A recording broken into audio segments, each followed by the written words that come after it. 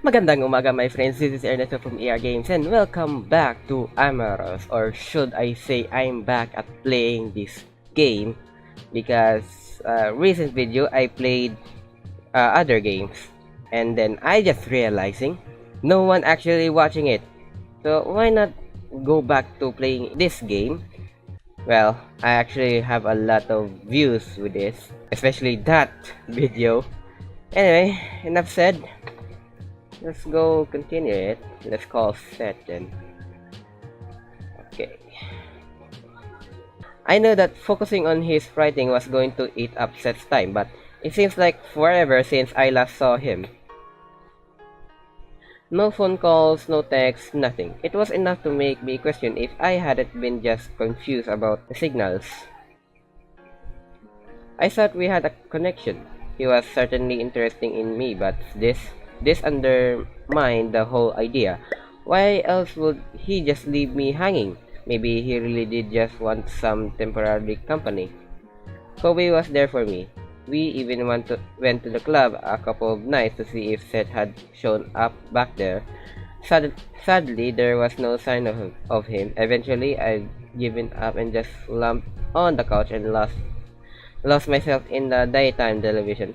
I wasn't normally like this, but putting myself out there only to wind up with nothing, it was a hard time to just bounce back from.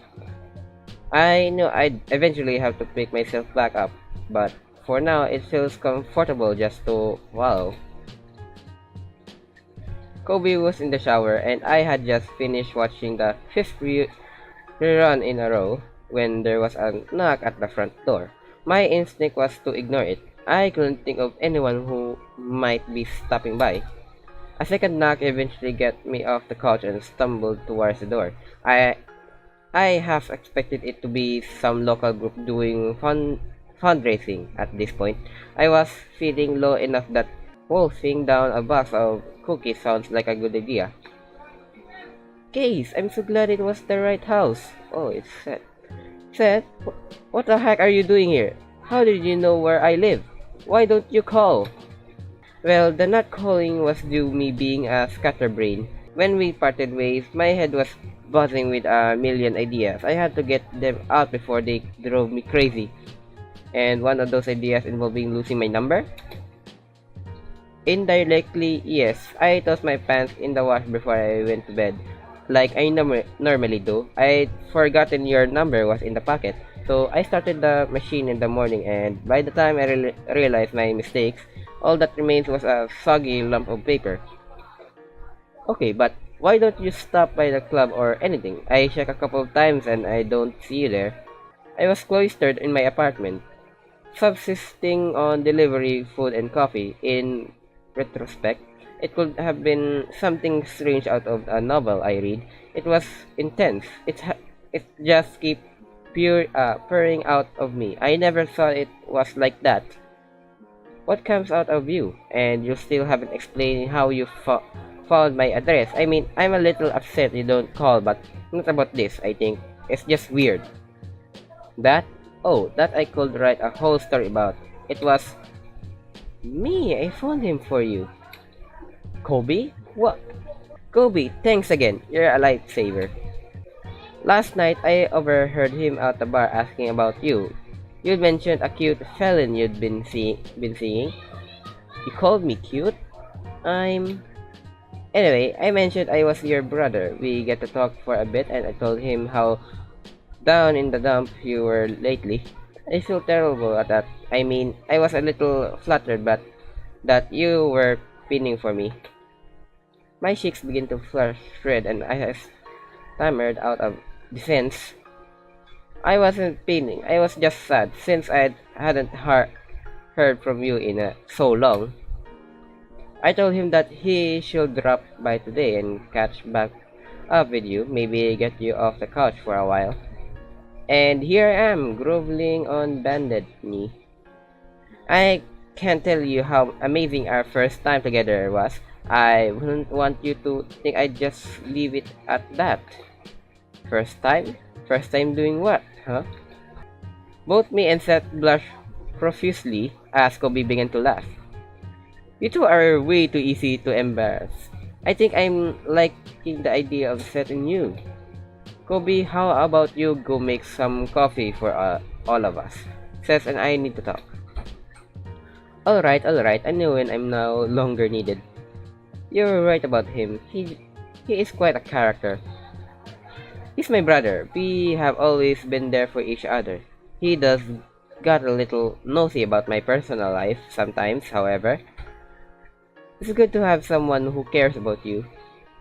You still haven't told me what keeps you locked up by yourself for so long. It wasn't something bad, was it? Bad? Not in the least. Without another word, he turned away and began digging through his book bag.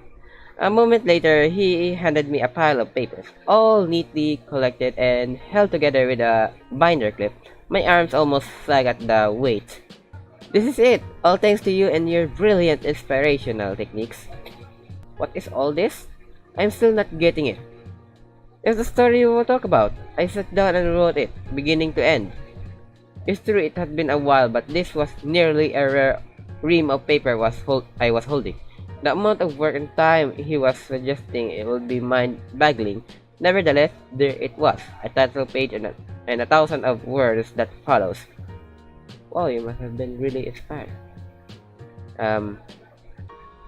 Yeah, about that one.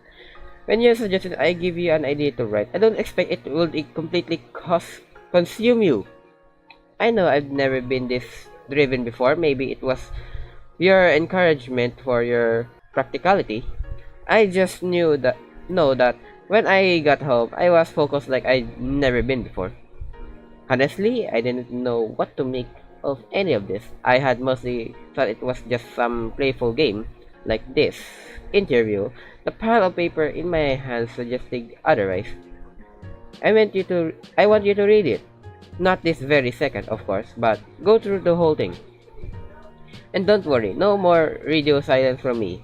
Kobe insisted on watching me program your number into my phone, and I won't be losing that anytime soon. Feel that's quite a bit of work. Why not now? Let's read your story. Why not now? It's not like I have a passing need to keep watching daytime TV. Did you have any other time items on your schedule for today? Really? I mean, no, there's nothing important I need to do. I really didn't expecting this, though. I thought I was the only crazy one in this relationship. Far from it, my fellow friend. Now it's head in the kitchen and get you some real food while we go over this. Let's get. Anyway, I was happy to catch up with Seth, even with Kobe listening intently. We had some pancakes, light conversation, and when Kobe had gotten a few pages of Seth's work away from the pile, he insisted we sit down and read the whole thing. It was astounding. The indecisive tone was gone, and there was a confidence to it that I hadn't seen in the snips he'd shared with me. I began to feel awkward for having such a profound effect in so little of time. Eventually, once the dishes were cleared, we got to chatted about more than just writing.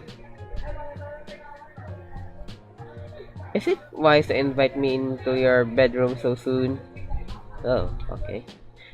Did you have some ulterior motives I was unaware of? Ulterior motives I was unaware of? What's ulterior? Ulterior motives. Oh, that's actually a word. Intentionally hidden. Okay. Well, no, I mean, none that I would act on. I mean, I got a feeling there is something else you want me to tell. It isn't all about the writing. Don't get me wrong. You've been an amazing inspiration, but I wanted to know if there was something more. Something more?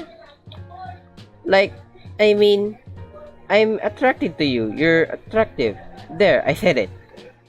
Wow, it feels good to get that off my chest. And it's not too bad to hear either, I admit. I'm just baffled. Did you think I was only after you for your writing skills and inquisitive nature? I suppose not. On some deeper level, I've just gotten my signal crossed before and it's not important. It's more important that we're on the same page and that I give you a proper date next time. Next time? I look forward to it. Oh my god, people are shouting anyway. Not that I don't enjoy our conversation, but it's nice to be winded and dined as well. Something romantic and intimate will be great. It's a date, or it will be. I just need some time to plan. I'm not particularly well versed at this sort of thing. Fair enough, but don't leave me hanging like that again. I can only take so much before I'd have to hunt you down and force you to buy me some chocolates. You say that like it's a bad thing. Still, we don't need to wait to have a good time. Unemployment is still looming large over me and you seem pretty free today. Is there something you would like to do? This is pretty nice? No. He looks so adorable when he shakes my flush. I lean over and ruffle his ears. So you just wanted to stay caught up in someone else's bedroom? No, just someone's yours specifically. Why mine specifically? More ulterior motives? If this is all about your plans to keep us in bed, you'll know about that. Unlock the door so Kabit don't barge in. What? No, I mean, not quite, but you're enjoying this, aren't you? A little bit, actually, quite a bit. You know, I've never gotten to see your place. I imagine it's quite nice. It's serviceable, but Spartan. I'm afraid I'm not terribly good at domestic side of things. What do you mean, domestic side of things? What does that mean?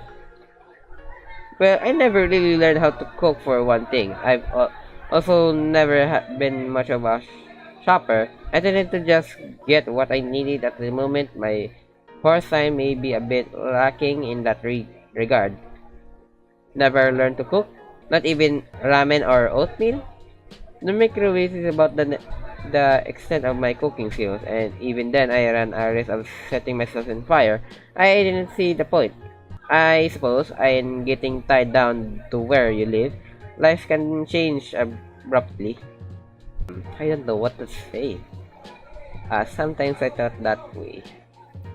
Your parents move you around quite a bit, don't they? Just get quite a moment. Oh no. His ear fluttering against his head. My father especially, he didn't do it out of malice or anything. He just went where the job. When you are in demand like he is, you're never really settled down for very long. As the two of us got chatting, it made me realize just how little we really knew about each other. Seth was happy to share and he brought out some things of my own that I hadn't thought about in a long time. I know it sounds cliche, but being the only child and having expectations piled on you can be hard in its own way. Some part of me thinks that I'll never be anything but a disappointment footnote for my parents. Well, that's not a healthy line of thought. Parents can be more forgiving than you think. Mine trusts me to keep Kobe in line, but he also keeps me from staying inside for too long. They know we were a good fit when we all started living together. Maybe you just haven't given yours enough time to come to terms with your choices. Maybe so. I suppose if I'm not great at reading people, I may not have been good at reading them. Goodness knows once college started, I all but vanished from their lives. If I may, you do seem to get lost in your own head. You can't have experienced everything yet, so you can't expect to know everything either. Well, before we get too deep into a depressive pit, I think we should change the subject. Fair enough. Did you give any more thought to getting your stuff published? I thought you might have forgotten about that suggestion. No, I haven't really been looking into place to publish. Well, why not? This is particularly in some of your best work. You need at least Put yourself out there and give it a try. I wouldn't even know where to begin. This is the first substantially piece I've written since I graduated. I didn't even know if it's any good. Self-publishing? If you're concerned about getting picked up, why not just self-publishing? I heard it's super easy now. It is, but it's also flooded with everyone else who wants to be a writer. I'd be fighting against hundreds of, not thousands of other people without so much to make me stand out. Believe me, your writing stands out. Kobe's the least bookish person I know and he couldn't put it down. Thanks, but even if it's good, it'll be buried in a sea of other books. It'll help if someone with some visibility could boost it or plug it, which brings me back to square one. I couldn't bear to see him giving up so soon after accomplishing so much. We talked for a while longer, glancing at the manuscript and back to each other until I remember. What about the author we saw? Nick? We could talk to him. He was mentioning that he had another reading sometime soon. You've got to be kidding. I mean, he probably gets swarmed with fans wanting him to prove their stories. Why wouldn't he give me the time of day? Because it's a start. Just like with writing, you got to take a chance and put words down on a blank page. Worst he'll do is say no and I'll buy another copy of his book so he didn't eject us. Us? You're coming with me? Of course, I got you inspired enough to write all that. The least I can do is be there to try to help you make something of it. His eyes went wide for a moment, his lips trembling gently as he stared at me. In a moment, he was on the top of me, hugging me tightly and buried his face on my neck. It took a moment and rather awkward rush as he pressed into my lap before he slipped off me, seeming to realize that he'd particularly tackled one into my bed. Then let's do this. Come hell or high waters, I'm going to see my name in print. Now that's motivating. I smiled broadly. He seemed most in himself when he was excited, and I was growing to enjoy that about him more and more. We checked the library schedule and found out when the next reading was. If we left the house immediately, we could just made it. We said our goodbyes to Kobe, leaving him with a cup of coffee and a confused look before jumping into the car. We were both nervous. Seth spent the trip looking out the window and then back at the pile of papers in his lap. I caught myself glancing over at him now and again, hoping that I wasn't setting him up for failure. We made it to the library just at the tail end of the reading. Again, there was a table out front of signing, and after enough people had filtered out and away from the lobby, we woke up. Hi, thanks for coming. Hey, you made it. Glad to see I was convinced enough to get you to return. Seth stood there, quivering, blushing and completely unable to speak. Once the author's face shifted to a concerned look, I knew I had to do something. Didn't mean to bother you? Nudge Seth. I nudged Seth forward, motioning for him to start talking. It took a moment before he could find his voice. So, I wrote something. The author raised an eyebrow before leaning back in his seat. That's good. I don't mean to be dismissive. I'm glad to see people writing, and especially reading, but was there a reason to tell me this? Seth's voice squeaked for a moment as his eyes turned back to me. I gave him a confident smile and motioned forward. After taking a breath, Seth thrust out his hand with the manuscript in them. I was inspired to write this book and I was told it's pretty good and we should come here and talk to you about it. I wanted some advice on the next step I should take if I wanted to see this published. The author signed to himself for a moment before looking back up Seth. I got 100 enthusiastic writers trying to play me with buying copies of my books or giving me gifts to get me to read their work. There's a reason publishing have slush piles, you know?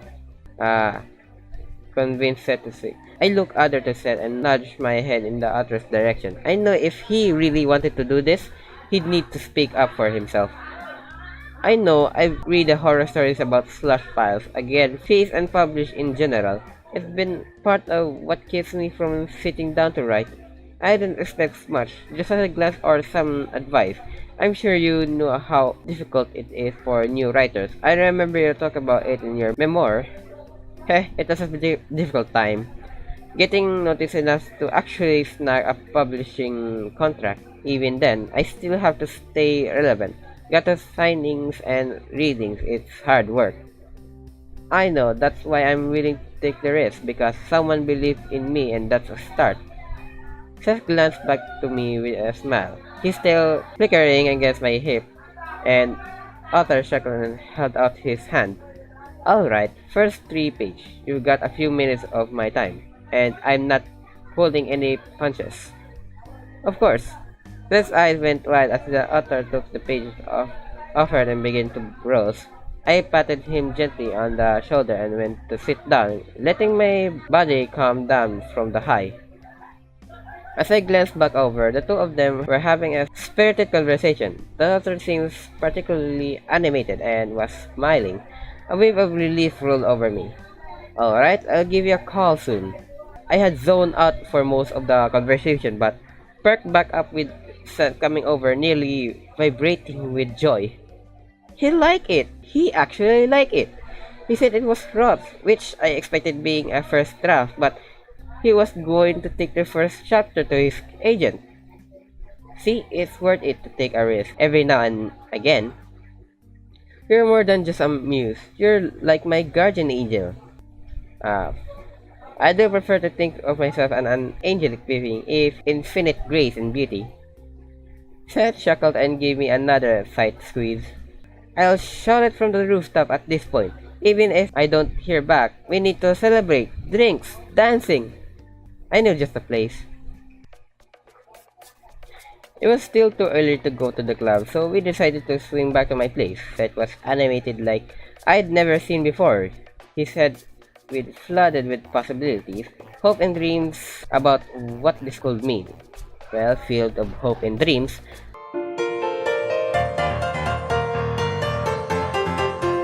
I was glad to see him happy and did enjoy some basking in his adulation, but I also remember what Nick had said about the hour, the travel selling himself at stores.